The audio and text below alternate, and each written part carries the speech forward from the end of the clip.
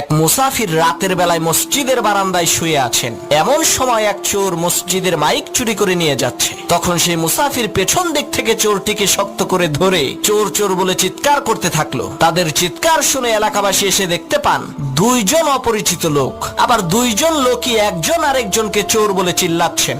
আসলে চোরকে সেটা তো আর এলাকাবাসী জানে না। তখন এলাকাবাসী এই দুইজনকে এলাকার মাতুব্বরের কাছে নিয়ে গেল। মাতুব্বর বললেন, তোরা দুইজনেই চোর, তোদের শাস্তি হলো সকাল পর্যন্ত তোরা দুইজনে আত্মহত্যায় মারা যাওয়া এই লাশ পাহারা দিবি। আমরা কেউ এই লাশের কাছে থাকবো না। তাদের দুইজনকে লাশের পাশে বেঁধে রাখা হলো। তখন মুসাফির বলছে, আল্লাহ, শেষকালে তুমি আমারে চোর বানাই দিলা। আর সেই চোর বলছে, তুই আমারে ধরলি কেন বল? এই কারণেই তো তুই চোর হইলি। তখন সেই লাশ বলে উঠলো, পাইছি রে পাইছি, আসল চোর রে পাইছি।